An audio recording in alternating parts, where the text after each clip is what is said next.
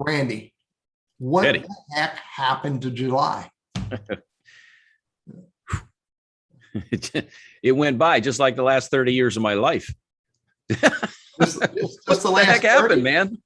Just the Right. last 30? 40. Did I say 40? I meant 50. Yeah. Did I say 50? I meant 60. Do I hear 70? Anyway, Not yet, Teddy, not yet. good.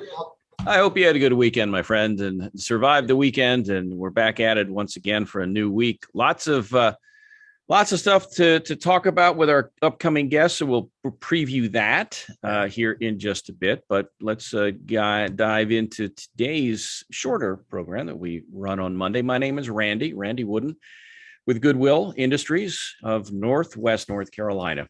And I run our professional center. If you're in a job search, you're a professional, look me up on LinkedIn. Our services are free. I tell people, Teddy, we're free and you get what you pay for. Usually that you know what? It's a little different because the value is way higher than just being free. that elicits a little bit of a smile and a grin or whatever. Or is this guy crazy?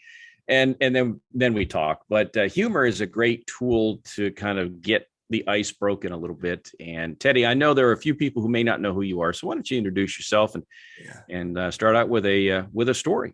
Yeah, I got a story, and the story is going to be relevant to our special guest for this Wednesday, which you'll tell everybody about later on. But hey, for those of you who have never met me, I am Teddy Burriss. I'm a LinkedIn strategist, trainer, coach, consultant. Some people like to use those weird words and call me a guru, an expert, a savant. I've been called a savant. I've been also called, what's the guys that go up the mountain, Mount Everest? I don't know, a sensei, or I don't know what. I can't remember what the word. I don't remember what it is anyway. But all I do is eat, drink, and sleep LinkedIn 24/7 and help business professionals use it as a business tool. But I show up a couple times a week with my buddy Randy, and we try to share ideas and knowledge and bring special guests to help people in their career search. So, Randy, introduce yourself. Tell your story. Tell your story, and then tell us who the special guest is this week. Okay. Do you have a story that you want to tell? I don't know. If you do, Gordy, maybe I'll tell my story first. Okay. Why don't you tell your story? I'll tell my stress kills, Randy. Tell me about it. Stress kills. Look, and I was thinking about who our special guest is this week. I figured, I remember the worst time in my life when I was not healthy. And not only was I not healthy, by the way, man, I had the back seat of my car had a bunch of, McDonald's cups and potato chip bags and Coca-Cola bottles and what was the other thing I used to do? Snickers bars. I was eating stupid, but I also was nonstop. 6 o'clock in the morning and 9 o'clock at night. I used to drive around 495 and 695 in DC and Baltimore. And I was chasing that elusive dollar in this business I was working for. And I was really stressing myself out. And I know that because I thought I was having a heart attack, and I went to the hospital. And I was in the hospital for 2 days while they checked me out. Had me do a stress test, did a bunch of EKG stuff and a sleep test. And here's what they told me, Randy. Teddy, you didn't have a heart attack yet. Yet. Yeah. And the doctor very clearly said, if you don't change, and by the way, I was 40 years old. He said, if you don't change your lifestyle now, you'll be back here, and the next time it'll be worse. Wow. So, So that's when I got a little bit serious about being a little bit more healthy and doing a little bit more exercise, eating a little bit less garbage, and it made a huge difference in my life. And that's my story, and I'm sticking to it. That's a pretty substantial wake-up call. And I've had clients who've shared, not exactly to the extent that you did in terms of seriousness, but just how they can't sleep at night and it's affecting their relationships. And I think I've had a few over the years who have said, I'm tightness in my chest. And your health is more important than anything, really. You can't really buy your health. And so, I get what you're saying. And I'm fortunate. I was joking about telling me about it when I said that my job, I love what I do. It's very fulfilling and rewarding. And I don't feel that I have stress on my job. I really, truly don't. They let me do what I need to do. Clients appreciate what we do. And so I'm in a good spot. I'm paid fairly and respected in my field. So I like that. Hey, my story is something I think maybe one or two people in the world haven't heard of Facebook. You ever heard of Facebook, Teddy? Facebook, it's the social media. Yeah, my mother's on it. Yeah. It's for old people. Yeah, those kids, the kids, they're not on there. They're on Snapchat and all, whatever. Anyway, I was on there. Yeah, it's been a couple of weeks back, but the topic that I had commented on dealt with the whole thing about workers not returning to work, and should companies pay more to bring workers in. And a lot of companies, especially in the service industry, are having a hard time finding people that are willing to work at this point. And so one of the things that I mentioned, and it was not in one of those, you're wrong, I'm right, the whole yelling and all capital letter, but I talked about the benefits cliff. And that's something we talk about from time to time within Goodwill. And it's this: the government subsidizes a variety of areas of our lives. Yeah. If we're not employed, whether it's help with food, shelter, childcare, healthcare, transportation, and those add up in a dollars and cents way. So if I'm getting those benefits, and this doesn't even count unemployment, right? So if I'm getting those, but yet now I decide to take a job, that's what we talk about, the cliff, the benefits cliff. Now I no longer qualify for all of them or many of them. And so now I'm forced to pay childcare, or I need to buy a car, or I need to get transportation to the bus stop to be able to work. And again, those things carry a cost. And so the benefits cliff is saying, is there a solution? It's above my pay grade. But understand that there are many people out there for whom it really doesn't make any sense to go to work, other than the intrinsic value of work and work ethic and that. So just, again, everybody's got a different story. There's rationale behind things, but the benefits cliff is a real thing. Yeah. And HR people know it. Companies know it. I don't know that it'll ever go away, but it is what it is. So look, today's topic ties in. But you just said one thing that I just got from what you said. Yeah. We don't know the answer, but what we all need to do is understand. We do. Need to understand it's real.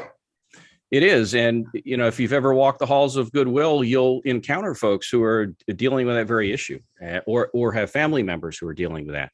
But our guest coming up on Wednesday is Karen Sigmon-Smith. She works for Legacy, but she's not there to promote a legacy and all the great things they do and all that, because many other companies do a lot of great things. But the topic is going to be wellness during the job search and beyond.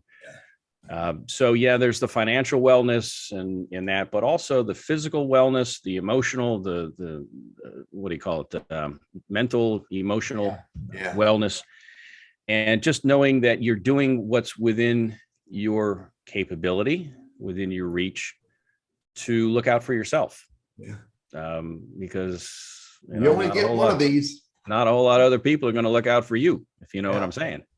It falls to you. So she'll join us here coming up on Wednesday, and that'll be at 11:55. We open the floodgates for the thousands of folks that are watching.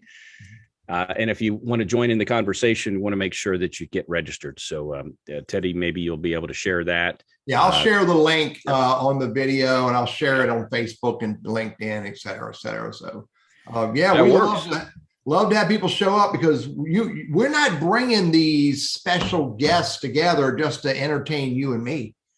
We bring these special guests to this show to bring ideas that can help the people in our audience. So we want you and your friends and neighbors to be in the audience. So and if you have ideas for future topics, or people that who might be good presenters, good guests, let us know.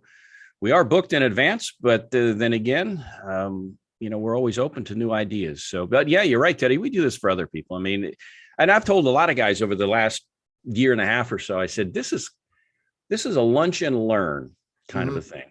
Yeah. And it's a lunch and learn where we get to pick the topic and the speaker, you and I do, but we get to learn, and other people get to learn and benefit. And we've known people who have gotten interviews as a result of being on here and interacting, networking with the other attendees. So if you're watching this, jump on the live call on Wednesday, and we're happy to have you. There's room for everybody, Teddy. There is. And by the way, we only have, I think, 6 more weeks through the end of this year that we have not booked out. So we're right now booked out through I think Thanksgiving week, buddy.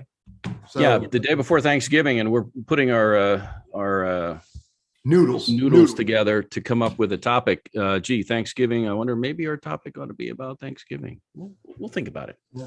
And we'd love to have your ideas. So, all right, Randy, you got a career tip, dude? Just one career tip. Hey, here's one thing, and it goes back to this whole job hunt thing, and it also goes back to what you talked about your health, and it is, you can control your time and your attitude. And I've been told that for many, many years, ever since I was a small child, essentially. And that is, you control your time and your attitude. Now, your attitude, certainly, you always can't control your time. Let's face it. If you're locked up in prison, I mean, it's not like you can just walk out and walk the streets, but yet you can largely control your time and where you choose to invest that, whether it's in your own personal health or on the job or whatever. But just know you control those things. And I think once we understand that we control it, and we're not always a victim of circumstances out there and, the world is against us. I think when we take control and ownership of that, it empowers us and it changes our mindset, changes our health and our outlook. Yeah, I'm with you, man. I'm with you. Hey, in that context, Randy, here's a tip. Yep. And do whatever you need to do to remind yourself, Teddy. And often when I'm speaking this, I'm speaking to myself, but sharing with you. I said, dude, there's conversations going on in here all day long. But here's an idea. Whatever you need to do, use your Google Calendar, your Outlook calendar, use your smartphone alarm clock, use your smartwatch to remind you to get up off your freaking butt, Teddy, and walk downstairs, get some fresh water, walk out and check the mail. If you're in the office, then get up and walk down and have a conversation. Don't call that person you need to talk to in that other department. Walk down the hall and have a chat with them. We only get one body. So we're busting our butt 8-10 hours a day, focused on the computer and the phone and all that. You've got to find ways to get up off your rear end and, get your blood recirculated, get it moving. I had a lady a few months ago who did a class, training class. She says, before we're starting, everybody's going to do some calisthenics. And she had everybody stop and everybody do squats. She had us all do 10 squats like this. And then she had us all, do stretches and whatever. And that was immense. So do something during the day to get your blood pumping through some physical activity. It'll make a huge difference in your life. Teddy, does that mean if I run to the refrigerator to get a bottle of water, Randy? Yeah, that's it. Let's go with that, right? Yeah. So I guess running to the fridge counts. So I like that. Now I've got an elliptical machine over here. I've got some free weights and they don't lift themselves. And I've come to learn that over the years. They don't move themselves, but you're right. And as we age, and I think our diet too is something we have to pay attention to because, our metabolism slows. So I'm no physician, but we hope to learn a little more from Karen Sigmon-Smith. She's going to come in to talk about different ways that we can improve our wellness during job search and beyond. That'll be coming up Wednesday at noon. So join us at 11:55 for our behind the scenes. You never know what Teddy's going to say. So, all right, buddy. We good? Go on out of here and go make some people happy. And I'll see you at Wednesday. That'll work. Have a good day, folks. See you. Take care.